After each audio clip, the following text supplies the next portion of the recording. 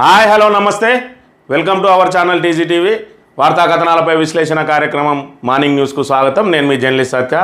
ముందుగా రాజకీయ పరిణామాలను కనుక పరిశీలించినట్లయితే విద్యుత్ ఒప్పందాలపై ఏదైతే ఛత్తీస్గఢ్ నుంచి విద్యుత్ కొనుగోలు ఒప్పందాలు, అదేవిధంగా యాదాద్రి పవర్ ప్లాంట్పై వేసిన విద్యుత్ కమిషన్ జస్టిస్ నరసింహారెడ్డి కమిషన్కు కేసీఆర్ రాసిన ఘాటైన లేఖ రాజకీయ ప్రకంపనలు సృష్టిస్తూ ఉన్నది.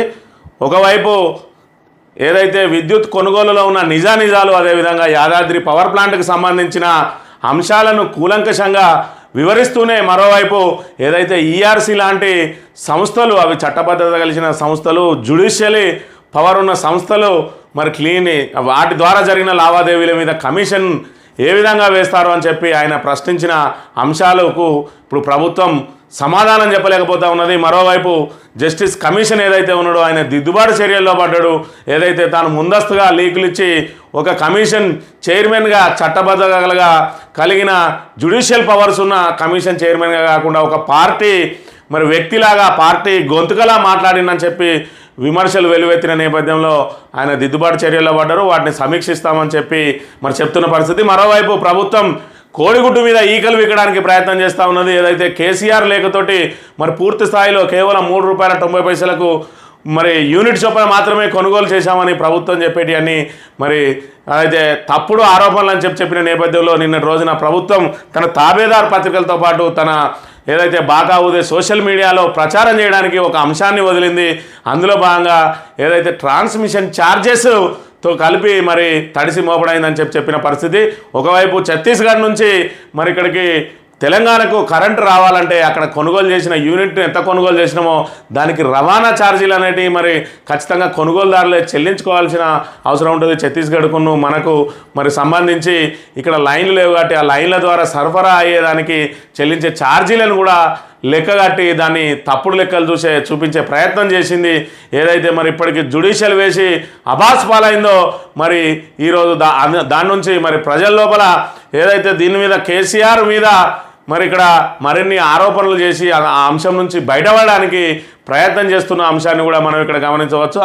అందులో భాగంగా నిన్న రోజున కాకి లెక్కలతోటి మరొక ఏదైతే ప్రకటన రిలీజ్ చేసి తన తాబేదార్ పత్రికలకు సోషల్ మీడియాలకు మరి రిలీజ్ చేసిన పరిస్థితిని మనం గమనించవచ్చు. నిన్నటి రోజున ఏదైతే మరొక గూడ్స్ రైలు, ఎక్స్ప్రెస్ రైలును మరి వేగంగా ఢీకొట్టడంతో రైలు ప్రమాదం జరిగింది. సిగ్నలింగ్ వ్యవస్థలో లోపంతో జరిగిందని చెప్పి మరోవైపు బెంగాల్ సీఎం మరి ఇక్కడ నిద్రావస్థలో ఉన్నది రైల్వే శాఖ అని చెప్పి మరి రైల్వే శాఖ అసమర్థతగా మారిందని చెప్పి ఆరోపణలు చేసిన అంశాన్ని కూడా మనం ఇక్కడ గమనించవచ్చు. నీటికి సంబంధించి ఏదైతే దక్షిణాది రాష్ట్రాల్లో ఉన్న సీట్లను కొల్లగొట్టడానికి ఉత్తరాది కన్ను వేసిందని చెప్పి ఆరోపణలు వెలువడుతున్నాయి. అందులో భాగంగానే నీట్ ప్రశ్నాపత్రాలను లీక్ చేసిందని ఒకవైపు, మరోవైపు మరి గ్రూప్ 1 ఎగ్జామ్ రాసినప్పుడు మరి ఎగ్జామ్ పేపర్ లీక్ అయితే దానికి అంతా కూడా కేసీఆర్ ప్రభుత్వమే బాధ్యత వహించాలని చెప్తున్న పరిస్థితి.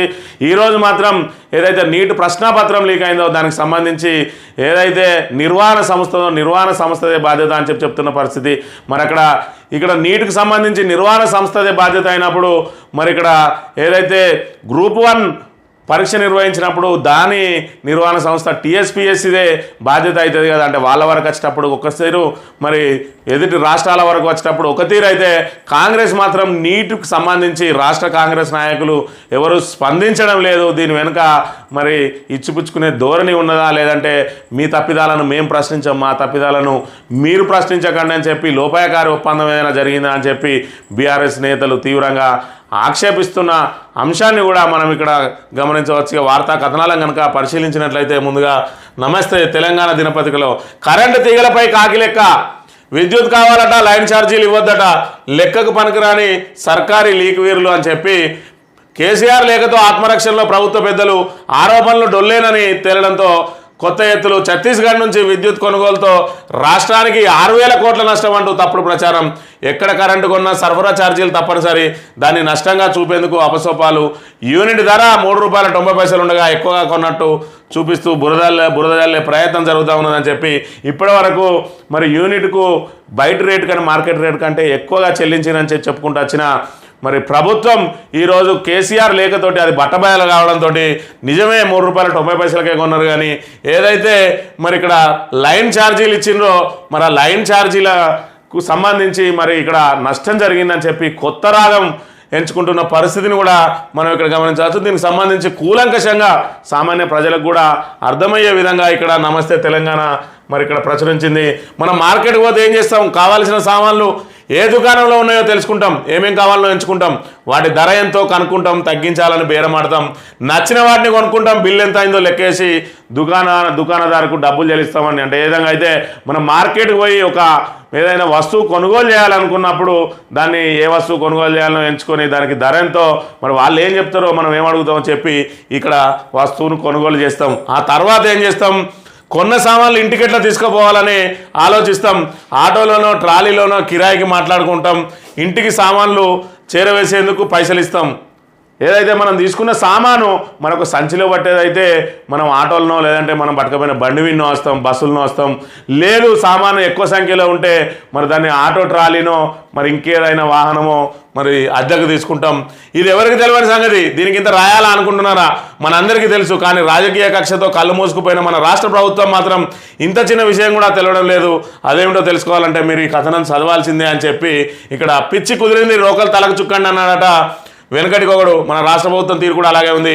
విద్యుత్ విచారణ కమిషన్ వ్యవహారంపై ఇదేం కమిషన్ మీదేం విచారణ అని నిలదీస్తున్నాడు. తెలంగాణలో విద్యుత్ సంక్షోభం తాము తీసుకున్న చర్యలు తత్ఫలితంగా కలిగిన ప్రయోజనాలను వివరిస్తూ గణాంకాలు డాక్యుమెంట్లు సాక్ష్యమిస్తూ మాజీ ముఖ్యమంత్రి రాసిన లేఖతో దిమ్మ తిరిగి మైండ్ బ్లాక్ అయిన కాంగ్రెస్ పార్టీ ప్రభుత్వం ఆ తప్పు నుంచి బయటపడడానికి మరిన్ని తప్పులు చేసి అబాస్ పాలవుతుందని చెప్పి ఇక్కడ ఏదైతే మరి ఇక్కడ వస్తువును కొనుగోలు చేసి ఆ వస్తువును మనం రవాణా చేసుకుంటామో అక్కడ మనం మరి ఆ వస్తువుని ఎంత కొన్నాం అనే దాని విన్నే అంటే ఇక్కడ మంథన్లో కొంటే ఎంత అవుతుంది, పెద్దపల్లిలో కొంటే ఎంత అవుతుంది అని ధర చూసుకుంటాం. కానీ మంత్రి నుంచి మరి కొన్నా లేదంటే పెద్దపల్లి నుంచి కొన్నా అక్కడ ఆయా పరిస్థితులను బట్టి ట్రాన్స్పోర్టు రవాణా వ్యవస్థ మీద ఆధారపడి ఉంటుంది మనం సామాన్ తెచ్చుకునే తీరు.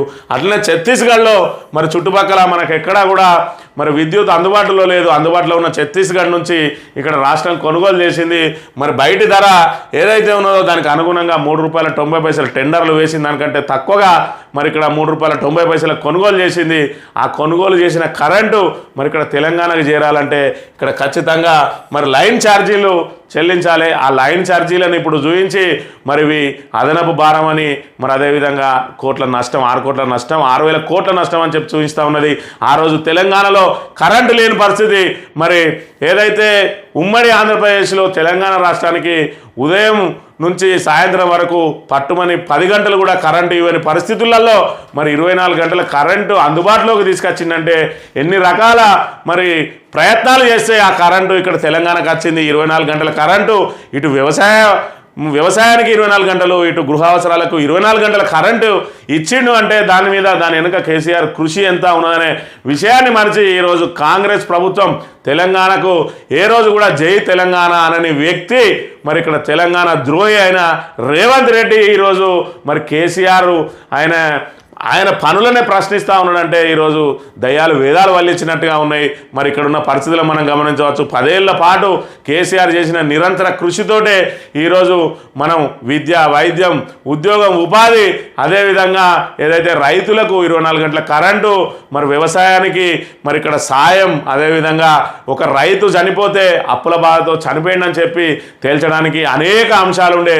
ఈరోజు రైతు ఏ రకంగా చనిపోయినా, ఆత్మహత్య చేసుకున్న, ప్రమాదవశాత్తు చనిపోయిన, నార్మల్ డెత్ అయినా కూడా ఈరోజు రైతు బీమా పేరుతోటి ప్రతి రైతుకు 5 లక్షల రూపాయలు వాళ్ళ ఖాతాల్లో ఎలాంటి పైరవీలు లేకుండా జమ అవుతున్నాయంటే దాని వెనుక కేసీఆర్ కృషి, కేసీఆర్ ప్రభుత్వ కృషి ఎంత ఉన్నదనే విషయాన్ని మర్చిపోయి ఈరోజు తెలంగాణ గుండెల్లో ముద్ర వేసుకున్న కేసీఆర్ మరి ఆయన కేసీఆర్ రూపాన్ని పూర్తిగా చెరిపివేయడానికి ఆయన ఒక అవినీతి పరుడు అని చెప్పి మరి ఇక్కడ సృష్టించడానికి అనేక అపసోపాలు పడుతున్నది ఇక్కడ కాంగ్రెస్ ప్రభుత్వం అనే అంశాన్ని మనం ఇక్కడ గమనించాలి. మరోవైపు ఏదైతే కేసీఆర్ లేఖతోటి ఆత్మరక్షణలో పడ్డదో ఇక్కడ కాంగ్రెస్ ప్రభుత్వం దాన్ని సరిదిద్దుకునే ప్రయత్నంలో భాగంగా మరిన్ని ఆరోపణలు చేస్తూ మరింత అబాస్ పాలవుతున్నదనే విషయాన్ని కూడా మనం ఇక్కడ గమనించాలి.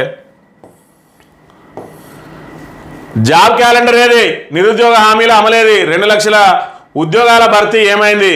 గ్రూప్ 1 మెయిన్కు 1:100 చొప్పున అనుమతించాలి. గ్రూప్ 2, గ్రూప్ 3లో అదనపు పోస్టులు కలపాలి. కాంగ్రెస్ నాయకులు కాలు పట్టుకున్న కనికరించడం లేదు. హామీ ఇచ్చిన 4,000 ఆసరా పింఛన్ ఇంకెప్పుడు ఇస్తారు?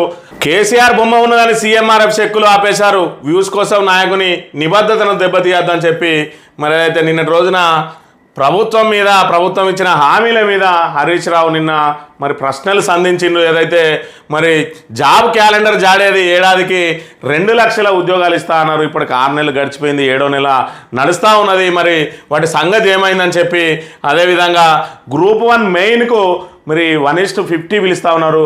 మరి 1:100 పిలవడంలో మీకు వచ్చే నష్టం ఏంది? ఖచ్చితంగా మరి ఏదైతే నిరుద్యోగుల డిమాండ్ మేరకు 1:100 పిలవాలని, అదేవిధంగా గ్రూప్ 2 గ్రూప్ 3లో కూడా అదనపు పోస్టులు మరి కలుపుతా అన్నారు. దానికి సంబంధించిన ఏమైందని చెప్పి అదేవిధంగా ఏదైతే మరి ఇక్కడ నిరుపేదలకు వైద్య సాయం అందించే సీఎంఆర్ఎఫ్లో మరి గతంలో లబ్ధిదారులు ఎవరైతే ఉన్నారో వాళ్ళందరికీ కూడా ఇచ్చిన లేఖలు చెక్తో పాటు అందే లేఖలో కేసీఆర్ బొమ్మ ఉన్నదని చెప్పి ఆపేస్తున్న పరిస్థితి.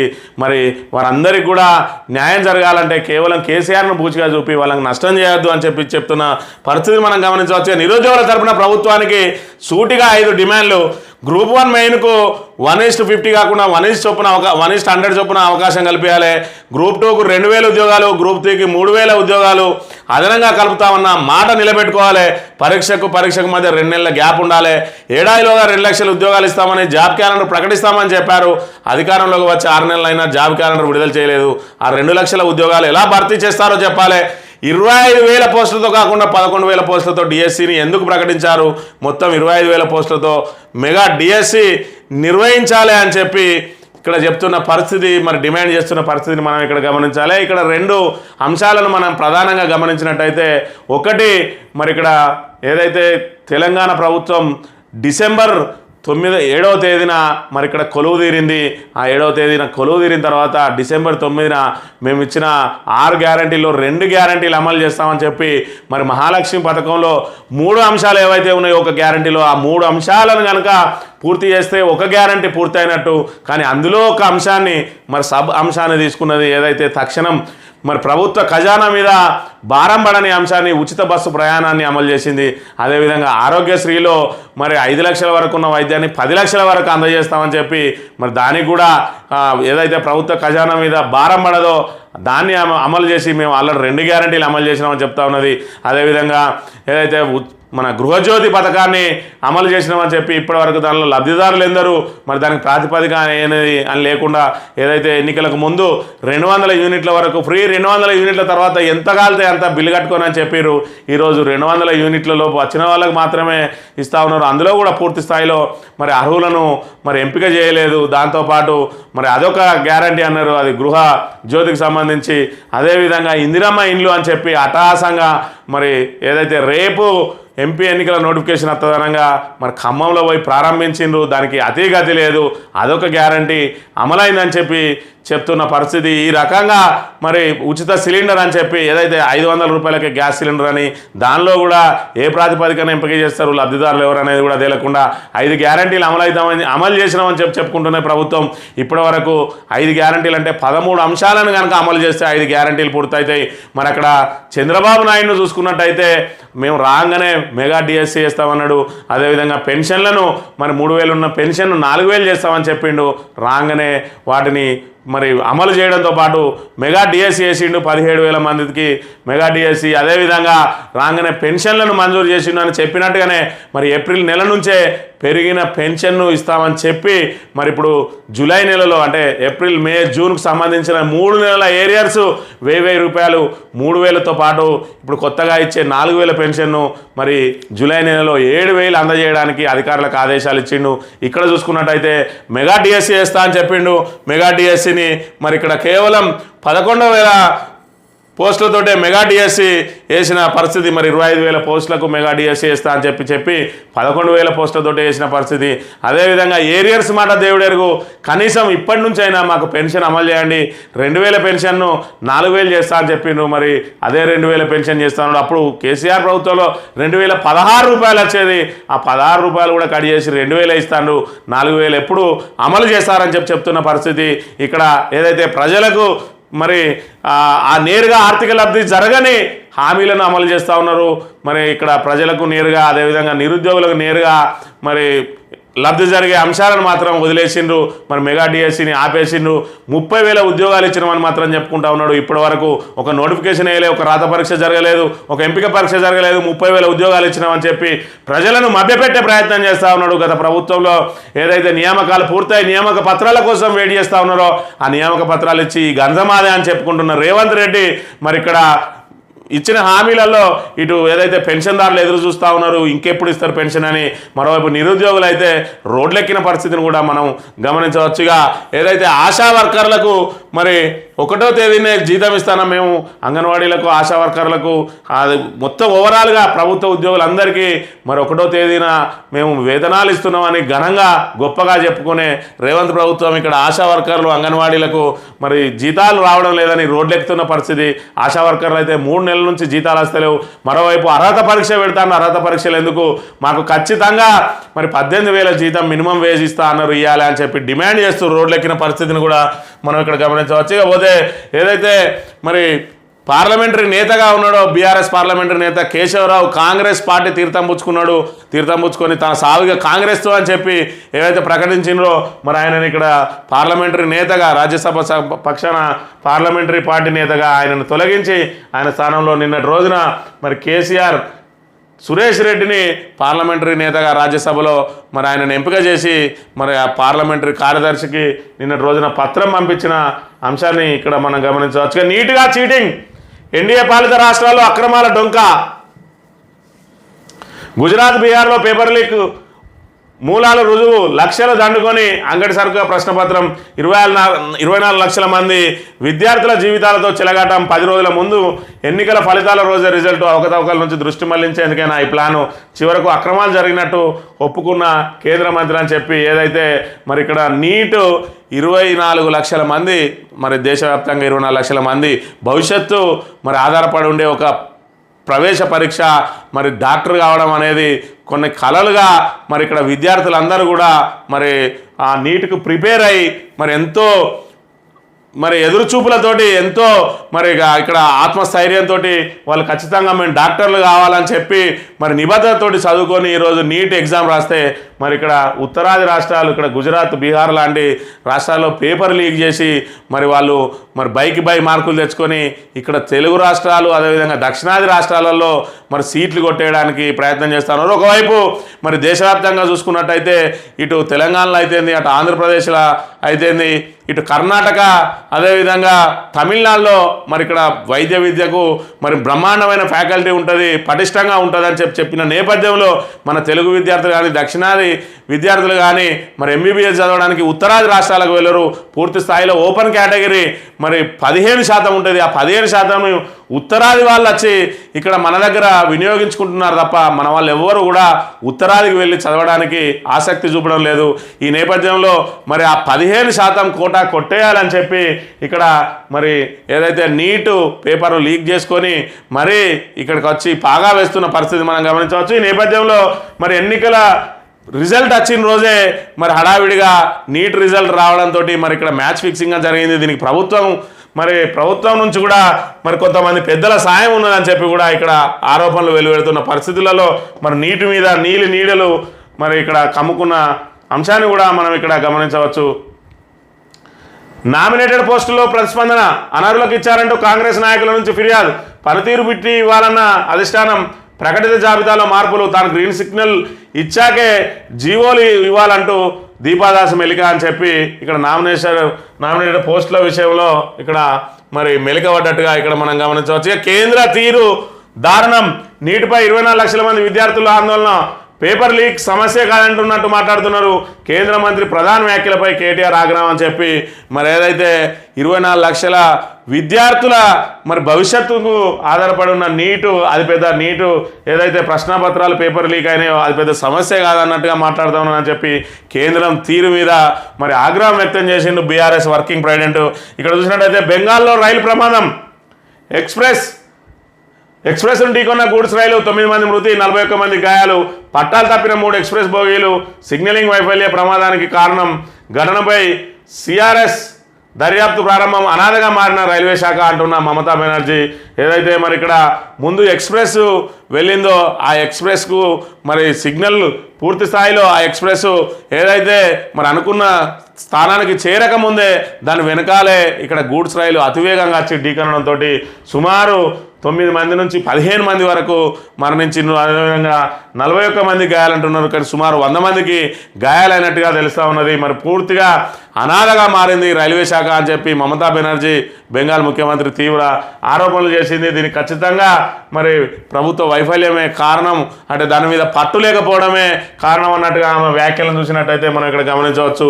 ఇక 9 ఏళ్ల కష్టం ఫ్యాక్స్కాన్, కేసీఆర్ కృషితో రాష్ట్రానికి పరిశ్రమ, ఆగస్టులో ఉత్పత్తి ప్రారంభం, 1,00,000 మందికి ఉపాధి దక్కే ఛాన్స్, దేశ చరిత్రలో ఇదే తొలిసారి. తెలంగాణకు కంపెనీని రప్పించడానికి 2015 నుంచి శ్రమ, మహారాష్ట్రకు తరలించాలన్న కేంద్రం కుట్రలకు కేటీఆర్ చెక్కు, తైవాన్కు 3 సార్లు వెళ్లిన అప్పటి ప్రజాప్రతినిధులు, నేడు కేసీఆర్తో సంస్థ చైర్మన్ యంగ్ లీయు సమావేశం, కిందటి మే నెలలో కేటీఆర్ చేతుల మీదుగా శంకుస్థాపన, నేడు ఉత్పత్తులకు సిద్ధం, తొలి దశలో 25,000 కొలువులు అని చెప్పి ఫ్యాక్స్కాన్ సంస్థ ఏదైతే ఉన్నదో దాన్ని మరి ఇక్కడ 9 ఏళ్ల పాటు దాన్ని వెంటబడి మరి సాధించి ఈరోజు మరి దాంట్లో 1,00,000 మందికి ఉపాధి కల్పించడానికి గత ప్రభుత్వం చేసిన కృషి ఇప్పుడు అమలవుతున్న అంశానికి సంబంధించిన వార్తను ప్రధానంగా ప్రచురించింది. మరి తొలి దశలో 25,000 మరి ఉద్యోగాలు రాబోతూ ఉన్నాయి. ఆగస్టు నుంచే దాని ఉత్పత్తులు ప్రారంభం కాబోతూ ఉన్నాయి. దశల వారీగా 1,00,000 మందికి ఉపాధి మరి లభించే అవకాశం ఉన్న ఫ్యాక్స్కాన్ వెనుక మరి టీఆర్ఎస్ ప్రభుత్వ కృషి ఎంత ఉన్నదనే దానికి సంబంధించిన అంశం ఇది. మరి కేటీఆర్ పట్టుబట్టి మరి ఏదైతే ఇప్పుడు కాంగ్రెస్ ప్రభుత్వం ఆరోపిస్తున్నట్టుగా మరి ఉత్తరాది రాష్ట్రాలకు కంపెనీలను తరలించకపోవడానికి ప్రయత్నం చేస్తూ ఉన్నదని చెప్పి ఐటీ మంత్రి శ్రీధర్ బాబు ప్రకటించిండు. ఒక్కటి పోతే పద్దేస్తామని చెప్పిండు. మరి ఇక్కడ తెచ్చుడు కాదు, తెచ్చి ఈరోజు ఉత్పత్తిని కూడా ప్రారంభించిండు.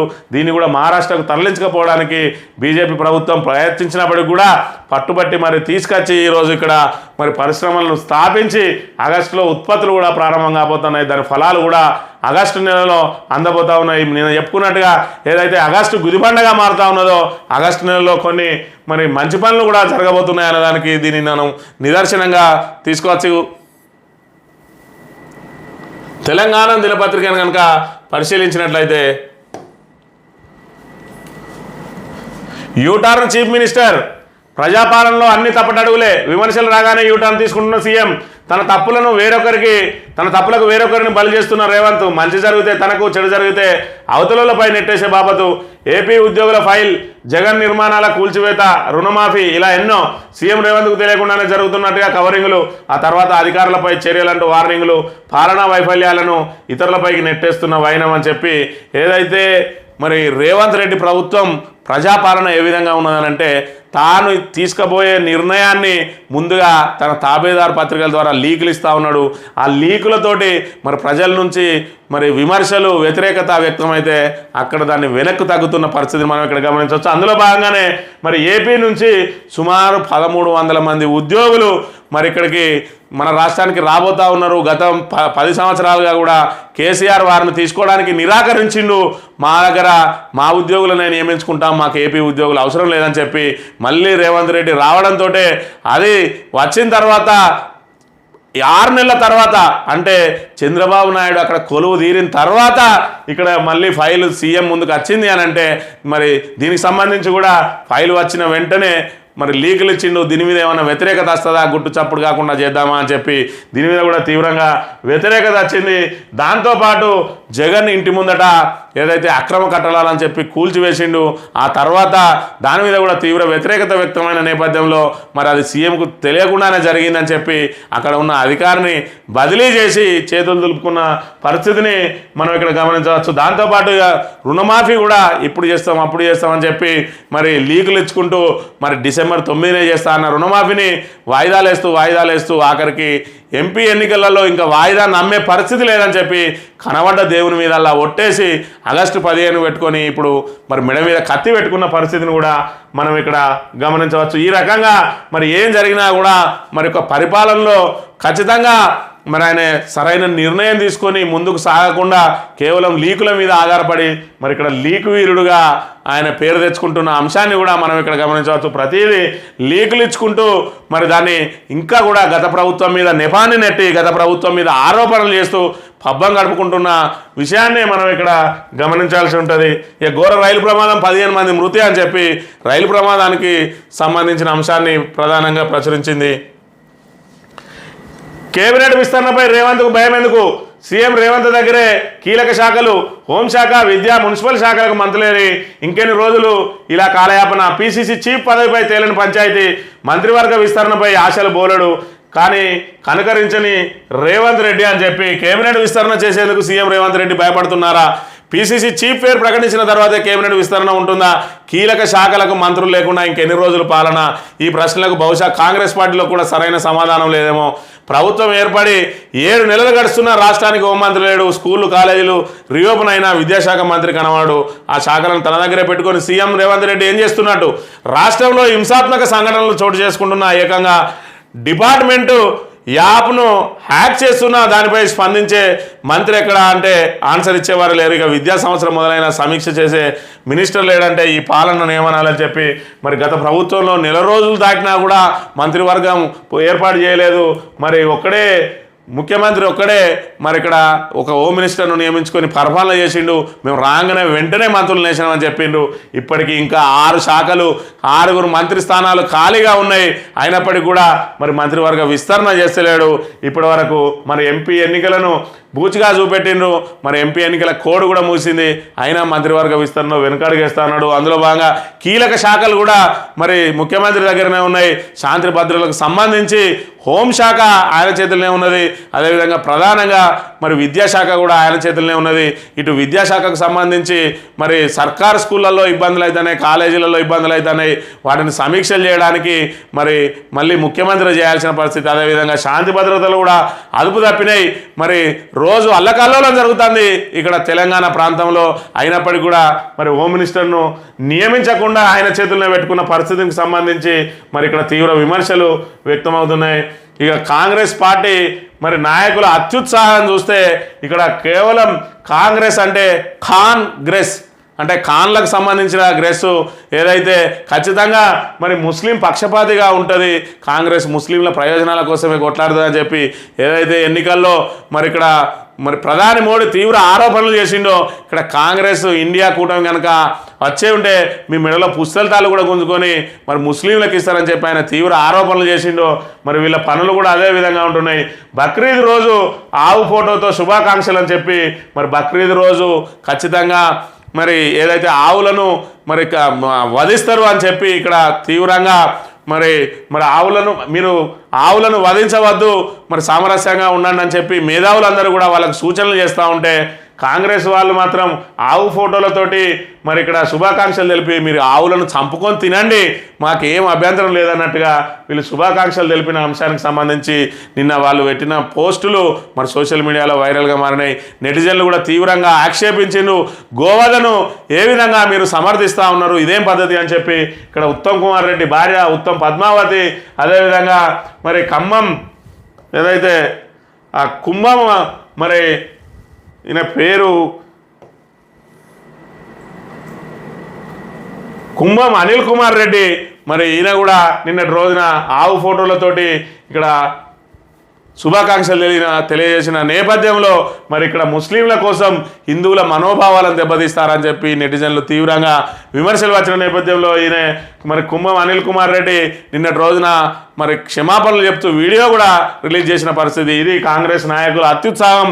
ముస్లింల పట్ల మరి ముస్లిం ఓటు బ్యాంకును కాపాడుకునేందుకు ఎంతకైనా దిగజారుతనడానికి ఈ ఫోటోల నిదర్శనంగా మనం ఇక్కడ భావించవచ్చు. ఇక చంద్రబాబు బాలయ్య ఇంటి ముందు ఇవి కనిపించడం లేదా, వీటిని ఎందుకు కూల్చడం లేదు, అధికారులపై సోషల్ మీడియాలో ప్రశ్నల వర్షం అని చెప్పి నిన్నటి రోజున జగన్ ఇంటి ముందట మరి అక్రమ నిర్మాణాలని ట్రాఫిక్ ఇబ్బందులు అవుతాయి అన్నారు. మరి ఇక్కడ చంద్రబాబు ఇంటి ముందట బాలయ్య మరి ఏదైతే బాలకృష్ణ ఇంటి ముందర కూడా ఇక్కడ అక్రమ నిర్మాణాలున్నాయి, వీటికి ట్రాఫిక్ ఇబ్బందులు ఉన్నాయా అని చెప్పి నెటిజన్లు ఆ ఫోటోలను పెట్టి తీవ్రంగా విమర్శిస్తున్న పరిస్థితి. ఇక బర్ల కొట్టంలో సర్కార్ బడి ఖమ్మం జిల్లాలో సంఘటన.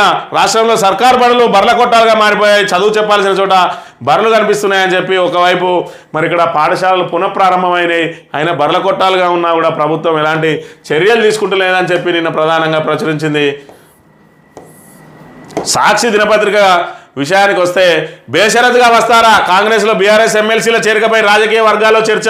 ఇప్పటికే టీపీసీసీ నేతలతో టచ్లో కొందరు ఎమ్మెల్సీలు శాసనమండలిలో బలం లేకపోవడంతో కాంగ్రెస్కు వారి అవసరం. అయితే బేషరతుగా వస్తేనే చేర్చుకుంటామన్న ముఖ్య నేత చేరదామా వద్దా అనే ఊగిసలాటలో గులాబీ పార్టీ ఎమ్మెల్సీలు. మండలి చైర్మన్ విషయంలో ఏం చేద్దామన్న దానిపై ఇరుపక్షాల్లో అస్పష్టత. బడ్జెట్ సమావేశాల్లో అవిశ్వాస నోటీస్ ఇస్తారా లేదా అన్నది డౌటే. ఏం జరిగినా ఎదుర్కొనేందుకు సైలెంట్గా సిద్ధమవుతున్న అధికార కాంగ్రెస్ పార్టీ అని చెప్పి ఇప్పటికీ మరి రాష్ట్రంలో శాసన మండలిలో చూసుకున్నట్టయితే పూర్తి స్థాయి బలం బీఆర్ఎస్కే ఉన్నది. మరోవైపు ఏ బిల్లు పాస్ కావాలన్నా కూడా మండలిలో కాంగ్రెస్కు బలం అవసరం. ఈ నేపథ్యంలో మరో ఏడాది 2 ఏళ్ల వరకు కూడా ఇక్కడ బీఆర్ఎస్ది ఆధిపత్యం ఉంటాయి కాబట్టి మరి బీఆర్ఎస్ ఎమ్మెల్సీలను తన వైపు లాక్కోవడానికి మరోవైపు మండలి చైర్మన్ గుత్తా సుఖేందర్ రెడ్డి మరి కాంగ్రెస్కి అనుబంధంగా మారింది కాబట్టి ఆయన మీద అవిశ్వాసం పెట్టడానికి ఒకవైపు బీఆర్ఎస్ నేతలు ప్రయత్నం చేస్తూ ఉన్నారన్న నేపథ్యంలో మరి ఆయన సీటు కాపాడాలి, అదేవిధంగా మండలిలో బలం పెంచుకోవాలని చెప్పి ఎమ్మెల్సీలకు గాలం వేయడానికి ప్రయత్నిస్తూ ఉన్నారు. మరి బేషరతుగా వస్తారా, మరి వాళ్ళని అంటే కొనుగోలు చేయాలన్నా అనే దాని మీద ఇక్కడ ప్రధానంగా వార్త ప్రచురించింది. బేషరతుగా వస్తేనే తీసుకుంటామని చెప్పి ఒక ముఖ్య నేత చెప్పిండు అంటున్నారు. అయినప్పటికీ వాళ్ళకు బలం అవసరం. మరి ఇక్కడ గుత్తా సుఖేందర్ రెడ్డి పదవిని కాపాడడం కూడా కాంగ్రెస్కు ముఖ్యం కాబట్టి ఖచ్చితంగా వాళ్ళని ఎంతకైనా కొనుగోలు చేయడానికే మరి ఇక్కడ సిద్ధపడుతున్నట్టుగా కూడా తెలిసింది. ఇక ఏటా 2 సార్లు సాధ్యమైన అమెరికా తరహాలో భారత్లోనూ అమలుకు యూజీసీ కీలక నిర్ణయం. జూలై ఆగస్టులో తొలి సెషన్, జనవరి ఫిబ్రవరిలో మలి సెషన్.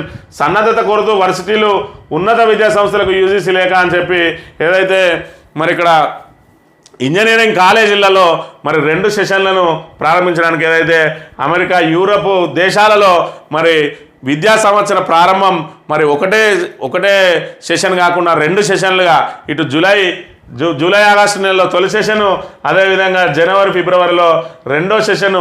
ఏ సెషన్లో చేరినా అంటే పూర్తి స్థాయిలో ఒక సంవత్సరం విద్యా సంవత్సరం వృధా కాకుండా మరి జూలైలో చేరని వాళ్ళు తిరిగి మళ్ళీ జనవరిలో చేరితే కేవలం 6 నెలలు మాత్రమే విద్యా సంవత్సరం నష్టపోయే అవకాశం ఉంటాయి. కాబట్టి మరి 2 సెషన్ల గురించి కూడా సాధ్యాసాధ్యాల మీద యూజీసీ మరి నిపుణుల సలహాలను కోరుతున్న పరిస్థితి.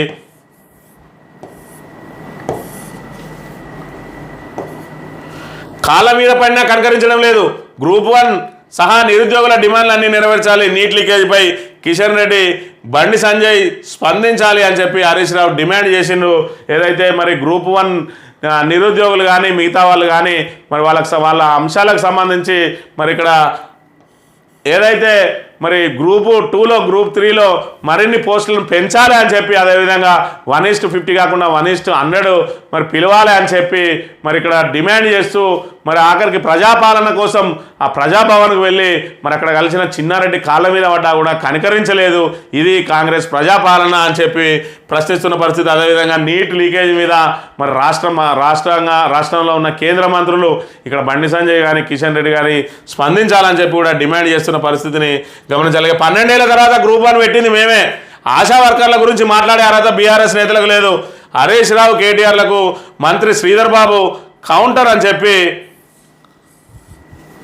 ఆశా వర్కర్ల గురించి మాట్లాడే అర్హత బీఆర్ఎస్ నేతలకు లేదు. అసెంబ్లీ ఎన్నికలకు ముందు ప్రజలకు ఇచ్చిన ప్రతి హామీకి కట్టుబడి ఉన్నామని రాష్ట్ర ఐటీ పరిశ్రమల శాఖ మంత్రి దుద్దిల శ్రీధర్ బాబు స్పష్టం చేశారు. బీఆర్ఎస్ హయాంలో ఉద్యోగాల కోసం నిరుద్యోగులు ఎదురు చూసే పరిస్థితి ఉండేదన్నారు. 12 ఏళ్ల తర్వాత గ్రూప్ 1 పరీక్ష నిర్వహించింది కాంగ్రెస్ పార్టీ హయాంలోనేనని బీఆర్ఎస్ నేతలు గుర్తుంచుకోవాలని హితవు పలికారు. ఈ మేరకు బీఆర్ఎస్ నేతలు హరీష్, కేటీఆర్ ఆరోపణలకు కౌంటర్ చేస్తూ సోమవారం ఆయన ఒక ప్రకటన విడుదల చేశారు. ఆశా వర్కర్ల గురించి మాట్లాడే అర్హత హరీష్ రావుకు బీఆర్ఎస్ హయాంలో ఆశా వర్కర్ల గుర్రాలతో తొక్కించారు. మేము అధికారంలోకి వచ్చిన తర్వాత అస్తవ్యస్త ఆర్థిక వ్యవస్థను సరిదిద్దుతున్న 3 నెలల మా పాలన పూర్తయ్యేలోపే ఎన్నికల కోడ్ వచ్చింది. ఇప్పుడే కోడ్ అయిపోయింది. అన్ని హామీలు అమలు చేస్తాం. త్వరలోనే జాబ్ క్యాలెండర్ విడుదల చేస్తాం. శాంతి భద్రతల విషయంలో రాష్ట్ర ప్రభుత్వం చాలా సీరియస్గా ఉన్నది. మత ఘర్షణల వెనుక ఎవరున్నా కఠిన చర్యలు తీసుకుంటామని మంత్రి శ్రీధర్ బాబు చెప్పిన పరిస్థితి మనం గమనించవచ్చు. మరి ఆశా వర్కర్లను గుర్రాలతోటి ఎప్పుడు దొక్కించిందో అంటే ఇంకా మరి తెలుగుదేశం హయాంలో అప్పుడు అంగన్వాడీలను గుర్రాలతోటి దొక్కించిన అంశం ఈయనకు కలలో మెదిలినట్టున్నది. మరి ఆశా వర్కర్ల మీద గుర్రాలతోటి దొక్కించిన పరిస్థితులు అయితే ఎప్పుడు జరగలేదు.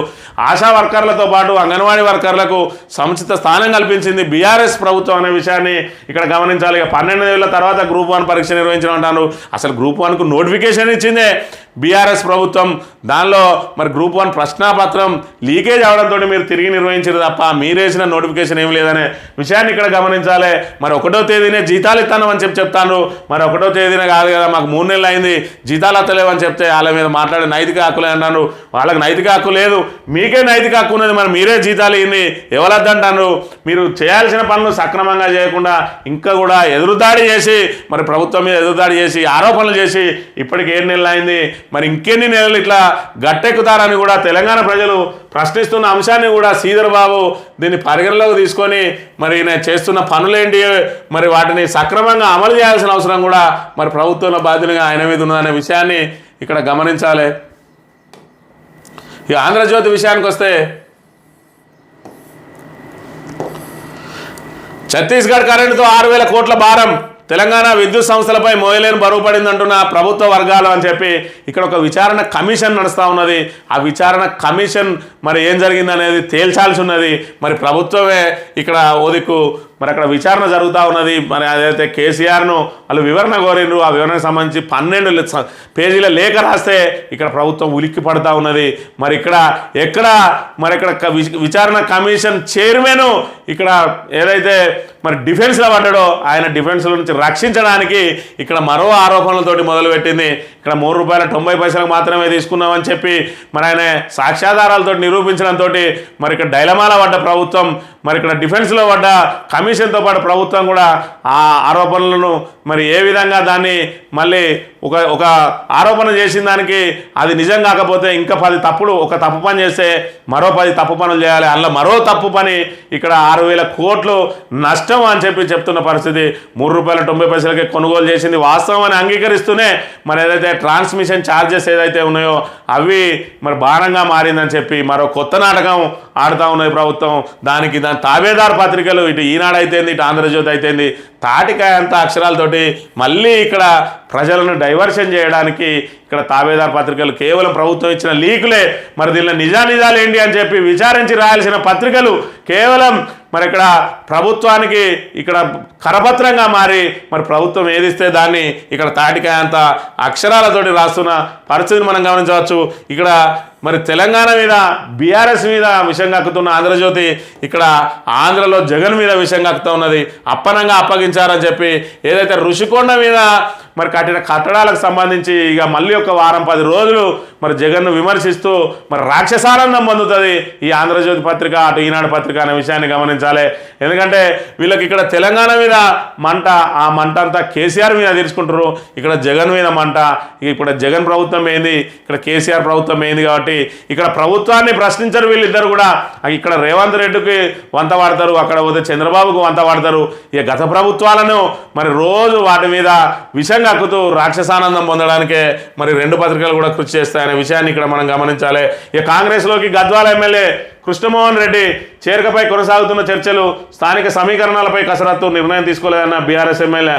ఎందుకు ఇంకా మీకు రేటు సరిపోనట్టున్నది, మరి ఇంకా కూడా బేరసారాలు నడుస్తాయన్నట్టుగా రాసింది పత్రిక. దీంతో పాటు మరి ఏదైతే గతంలో చంద్రబాబును మరి ఎన్టీఆర్ మీద తిరుగుబాటు చేసిన రోజు అధికారంలోకి తీసుకురావడం కోసం ఏదైతే వైస్రాయ్ హోటల్లో 3-4 ఎమ్మెల్యేలు ఉంటే 30-40 మంది ఎమ్మెల్యేలు ఉన్నారని చెప్పి ఆ రోజు ఈనాడు దినపత్రిక ఏ విధంగా అయితే మరి డైవర్షన్ చేసిందో, మరి ప్రజలను మభ్యపెట్టింది, ఎమ్మెల్యేలను మభ్యపెట్టింది, అదేవిధంగా బీఆర్ఎస్లో ఉన్న ఎమ్మెల్యేలను కూడా కాంగ్రెస్లోకి తీసుకురావడానికి ఇటు ఈనాడు, ఇటు ఆంధ్రజ్యోతి పత్రికలు ఈ రకమైన మరి తప్పుడు వార్తలను రాసుకుంటూ ఈయన పోతా ఉన్నాడు, ఆయన పోతా ఉన్నాడు అని చెప్పి మరి ప్రయత్నం చేస్తూ ఉన్నది. వీళ్ళందరినీ కూడా అలా చేర్చడమే ఈరోజు ఈ 2 పత్రికలకు ఉన్న లక్ష్యాన్ని మనం గమనించాలి. ఇక మళ్ళీ ఎన్నికల మూడులోకి బీజేపీ, కేంద్ర మంత్రి కిషన్ రెడ్డికి జమ్మూ కాశ్మీర్ బాధ్యతలు, ఎన్నికల ఇన్ఛార్జిగా అధిష్టానం ప్రకటన. మహారాష్ట్రకు కేంద్ర మంత్రులు భూపేంద్ర యాదవ్, అశ్విని వైష్ణవ్, హర్యానాకు ధర్మేంద్ర ప్రధాన్, బిప్లవ్, జార్ఖండ్కు శివరాజు హిమంత, అసెంబ్లీ ఎన్నికలకు కమలం కసరత్తు అని చెప్పి ఇక్కడ జమ్మూ కాశ్మీర్లో జరగబోయే ఎన్నికలకు, అదేవిధంగా మహారాష్ట్ర, హర్యానా, జార్ఖండ్లో ఏవైతే అసెంబ్లీ ఎన్నికలు జరగబోతున్నాయో వాటన్నిటికీ ఇప్పుడే ఆల్రెడీ మరి ఇన్ఛార్జీలను ప్రకటించింది. అందులో భాగంగా మరి కిషన్ రెడ్డికి జమ్మూ కాశ్మీర్ బాధ్యతలు అప్పచెప్పినట్టుగా ఇక్కడ ప్రధానంగా ప్రచురించింది. ఇక 28 మంది ఐపీఎస్ల బదిలీ. ఏసీబీ జాయింట్ డైరెక్టర్గా రితురాజ్, సైబర్ సెక్యూరిటీ బ్యూరోకు హర్షవర్ధన్, సిఐడికి విశ్వజిత్, 5కి పోస్టింగ్ నిల్. డీజీపీ ఆఫీసులో రిపోర్ట్ చేయాలని ఆదేశం. త్వరలో 2వ దశ కీలక బదిలీలు. అప్పుడే ఇంకా మొదటి దశలో కీలక బదిలీలు జరగలేదట. మరి 28 మంది ఐపీఎస్లను బదిలీ చేసారు. అలా తమకు అనుకూలంగా లేని 5కి మాత్రం పోస్టింగ్ ఇవ్వకుండా వాళ్ళను డీజీపీకి సరెండర్ చేసిండ్రు. మరి డీజీపీకి రిపోర్ట్ చేయాలని చెప్పిండ్రు. త్వరలో 2వ దశ ఉంటుంది, అదే కీలకంగా ఉంటుంది. మరి ముఖ్యమైన స్థానాలు ఇటు సిపిలు ఏదైతే మరి ఇక్కడ కార్పొరేషన్లు ఉన్నాయో ఆ కార్పొరేషన్లలో ఉన్న సిపిలకు కూడా స్థానచలనం అప్పుడే ఉంటుంది. మన అనుకూలమైన వాళ్ళు ఎవరు అనే దాని మీద స్థానిక మంత్రులతోటి మాట్లాడిన తర్వాత 2వ దశ ఎన్నికలు, 2వ దశ బదిలీలు ఉంటాయని చెప్పి ఇక్కడ చెప్తున్న పరిస్థితి. వాణిజ్య పన్నులు, ఎక్సైజ్ శాఖ బాధ్యతలు ఎవరికో. సునీల్ శర్మ పదవి విరమణతో ఖాళీగా ముఖ్య కార్యదర్శి పోస్టు. సమర్థుడైన అధికారిని నియమించే ఆలోచనలో సర్కార్. రాష్ట్రంలో మరికొందరు ఐఏఎస్ల బదిలీలపైన కసరత్తు. మరి సమర్థుడైన అధికారి అంటే ఎగ్జామ్ పెట్టి తీసుకుంటారా, మరి లేదంటే తమ అడుగులకు మడుగులు వస్తే అధికారాన్ని తీసుకుంటారా? మరి ఇక్కడ సునీల్ శర్మ పదవి ఖాళీ అయిందట. పాపం ఆంధ్రజ్యోతి చెప్తాంది. ఆయన ఎవరన్నా సూచిస్తాడు కావచ్చు, ఆయన చెప్పిన వాళ్ళకి ఇస్తే మీకు అనుకూలంగా ఉంటుందనే విషయాన్ని పాపం ఇక్కడ ప్రభుత్వం గమనించి మరి ఆయన సూచనలు కూడా తీసుకోవాలి, రాధాకృష్ణ సూచనలు. ఈనాడు దినపత్రిక విషయానికి వస్తే పారదర్శకతకు పాతర. ఆది నుంచి విమర్శలు ఎదుర్కొంటున్న ఎన్డీఏ. పరీక్షల నిర్వహణ, ఫలితాల విడుదల అనవసర గోప్యత. నీటిలో గ్రేస్ మార్కులు కలపడంతో మరోసారి వివాదాస్పదం. ఇదే వైఖరి అంటూ నిపుణుల విస్మయం. అన్ని అనుమానాలే. సాధారణంగా కొన్నిసార్లు ఒకరిద్దరిని ఒకే ర్యాంకు వస్తుంది. ఎన్డీఏ మాత్రం ఈసారి నీటిలో ఏకంగా 67 మందికి తొలి ర్యాంకు వచ్చినట్టు ప్రకటించింది. ఎన్టీఏ అంటే ఈ నీట్ను నిర్వహించే సంస్థ. మరి అనుమానంతో దేశవ్యాప్తంగా పలు రాష్ట్రాల్లో విద్యార్థులు రోడ్డెక్కారు. దాంతో హర్యానా, ఉత్తర భారతదేశంలోని మరికొన్ని ప్రాంతాల్లో సకాలంలో ప్రశ్నపత్రాలు ఇవ్వలేని కారణంగా విద్యార్థులు సమయాన్ని కోల్పోయారని, అందుకే 1563 మందికి గ్రేస్ మార్కులు ఇచ్చామని ప్రకటించింది.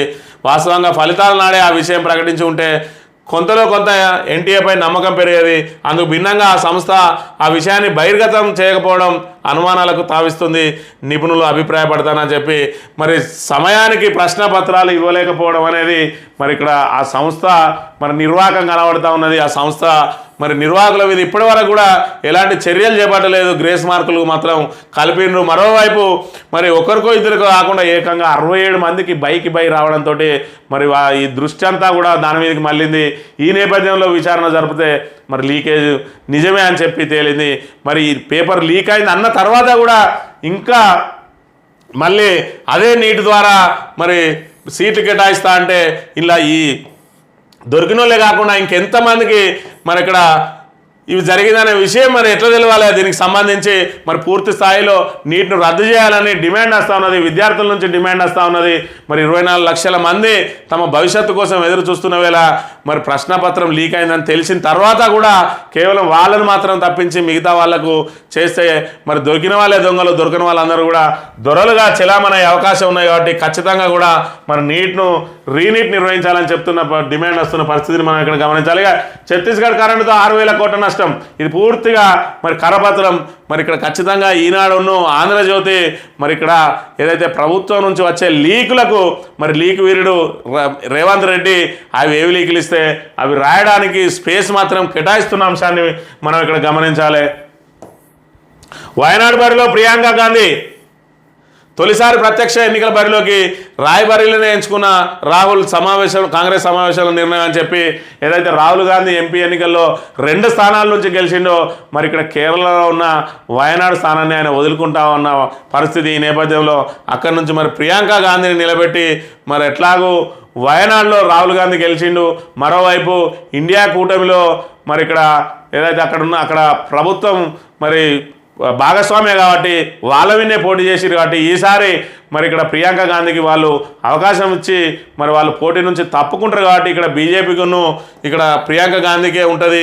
కాబట్టి వాళ్ళకు ఈజీగా మరి గెలుపు అవకాశాలు ఉంటాయని చెప్పి ఆమె ప్రత్యక్ష ఎన్నికల్లోకి ప్రప్రథమంగా దిగుతున్న పరిస్థితిని మనం ఇక్కడ గమనించవచ్చు. ఇక రిజర్వాయర్లన్నీ ఖాళీ. తెలుగు రాష్ట్రాల్లో ప్రాజెక్టులు నింపడానికి 560 టీఎంసీలు అవసరం. కృష్ణా గోదావరి బేసిన్లో రిజర్వాయర్లన్నీ ఖాళీగా ఉన్నాయి. అన్ని ప్రధాన ప్రాజెక్టులో నీటి నిల్వలు కనీస మట్టానికన్నా దిగువకు చేరాయి. కృష్ణా గోదావరి నదులపై తెలుగు రాష్ట్రాల్లో ఉన్న రిజర్వాయర్లన్నీ నిండడానికి 560 టీఎంసీల పైగా అవసరం. ఎగువ రాష్ట్రాల్లోని ఆల్మట్టి, జైక్వాడి తదితర రిజర్వాయర్లు సైతం ఖాళీగా ఉన్నాయి. అవన్నీ నిండిన తర్వాతే దిగువకు నీళ్ళు వచ్చే అవకాశం ఉంది. గత నీటి సంవత్సరంలో వర్షాభావంతో రిజర్వాయర్లోకి న్యాయమాత్రంగానే నీరు వచ్చింది. ఈ సంవత్సరం వర్షాలు మెరుగ్గా ఉంటాయని అంచనా వేస్తున్నా కానీ జూలైలో పరిస్థితి ఆశాజనకంగా ఉండేలా లేదు అని చెప్పి ఇక్కడ రిజర్వాయర్లన్నీ ఖాళీ అయినాయి. మరి వర్షాభావ పరిస్థితులు తక్కువ ఉన్నాయి. మరి ఉన్న నీటిని కాళేశ్వరం ప్రాజెక్టు మీద బురద జల్లే కార్యక్రమంలో భాగంగా నీళ్ళన్నీ సముద్రంలోకి వదిలేసినాం. ఈరోజు తాగునీటికి కూడా ఇబ్బందులు అయ్యే పరిస్థితి ఉన్నది. దీనికి అంతటికి కూడా మరి రేవంత్ రెడ్డి ప్రభుత్వం తీసుకున్న అస్తవ్యస్త నిర్ణయాలే కారణం అనే విషయాన్ని గమనించాలి.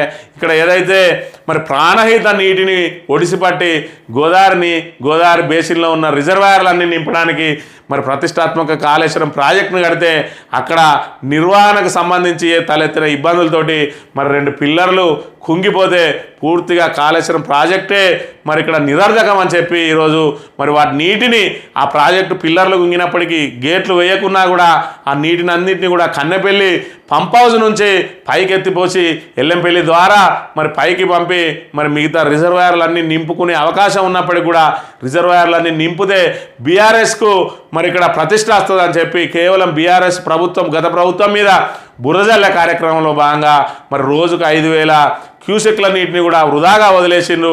అదేవిధంగా 4-5 టీఎంసీల నీళ్లు ఇక్కడ ఏదైతే సుందిల్లా బ్యారేజీలో నిల్వ ఉన్నాయో వాటన్నిటిని కూడా కిందికి వదిలేసిన పరిస్థితిని మనం ఇక్కడ గమనించవచ్చు. ఈరోజు ఎల్లంపల్లిలో నీటి నిల్వలు అన్నీ నిండుకున్నాయి.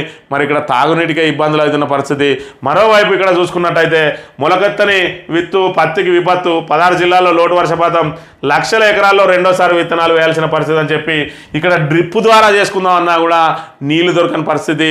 మరి ఇక్కడ ఏదైతే తెలంగాణ ప్రభుత్వం ఇక్కడ కాళేశ్వరం ప్రాజెక్టును మరి అందుబాటులోకి తీసుకొచ్చిందో రైతులందరికీ కూడా మరి ఏదైతే వాళ్ళు సాగు విస్తీర్ణం పెరిగింది. దాంతోపాటు బోర్లు వేసుకోవడం కానీ బాయిలు దాన్ని పూడిక తీసుకోవడం కానీ అన్ని బంద్ చేసి పూర్తి స్థాయిలో ఈ కాలువల ద్వారా వచ్చే నీటి మీదనే ఆధారపడి ఉన్న పరిస్థితి. మరోవైపు బోర్ల ద్వారా వ్యవసాయం చేసే వాళ్ళకు 24 గంటల కరెంటు అందుబాటులో ఉన్నది. మరి నీటి నిల్వలు భూగర్భ జలాలు కూడా విపరీతంగా పెరిగిన పరిస్థితి. ఈరోజు ఆ భూగర్భ జలాలన్నీ కూడా అడుగంటిపోయినాయి. దీనికి అంతటికీ కారణం మరి కాళేశ్వరం ప్రాజెక్టు మీద ఏదైతే మరి ఇక్కడ బురద చల్లుతూ మరి కాళేశ్వరం ప్రాజెక్టు ప్రతిష్టను దెబ్బతీసి తద్వారా బీఆర్ఎస్ను మరి దాని ప్రతిష్టను మసకబార్చే ప్రయత్నం చేసిర్రు. ఈరోజు మరి రాష్ట్రంలో నీళ్లు లేని పరిస్థితి వచ్చింది.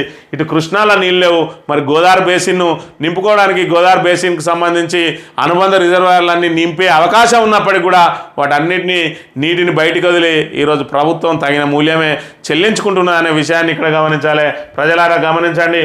ఈరోజు రిజర్వాయర్లలో నీళ్లు నిండుకోవడానికి కారణం ఎవరు? కేవలం కాళేశ్వరం ప్రాజెక్టు మీద మరి 1,00,000 కోట్ల అవినీతి జరిగిందన్నారు. అది కట్టడానికే 90,000 కోట్లు అయినాయి.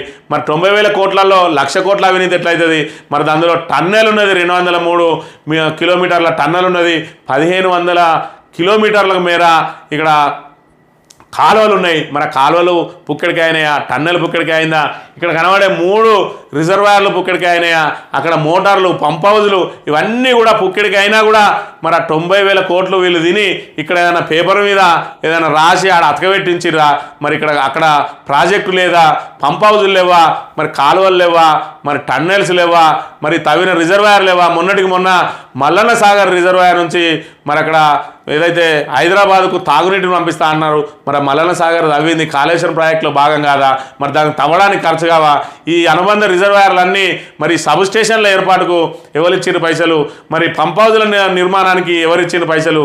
మరి ఈ రకంగా 1,00,000 కోట్ల అవినీతి జరిగిందని చెప్పి పదే చెప్పిర్రు. మరి దీని ప్రజలారా ఈ తలాతోకాలేని ఈ కాంగ్రెస్ మాటలు నమ్మి ఈరోజు చేజేతుల బీఆర్ఎస్ ప్రభుత్వాన్ని చేజార్చుకున్నాం. ఈరోజు దేశంలో కూడా తెలంగాణ అనాథగా నిలిచిన పరిస్థితిని మనం గమనిస్తూ ఉన్నాం. అక్కడ ఆంధ్రప్రదేశ్కు ఏ రకమైన విలువ ఇస్తూ ఉన్నది కేంద్ర ప్రభుత్వం, అక్కడ బీహార్కి ఏ రకమైన విలువ ఇస్తూ ఉన్నది. మరి ఇక్కడ తెలంగాణ తరఫున కొట్లాడే ఎంపీ ఎవరు మరి ఇక్కడ మనం గమనించాలి. మన తెలంగాణ ఇంటి పార్టీ బీఆర్ఎస్, మరి ఇంటి పార్టీకి సంబంధించి అక్కడ మనకు ప్రాతినిధ్యం లేదు. మరి ఇక్కడ దీని మీద మన కొట్లాడే నాదుడే లేడు. మరోవైపు ఏదైతే బీఆర్ఎస్ మీద వచ్చిన కోపాన్ని చూపించి కేవలం 2% ఓట్లతోటి ప్రభుత్వాన్ని చేజార్చుకుని ఈరోజు మరి తీవ్ర కష్టాల్లో పడ్డం.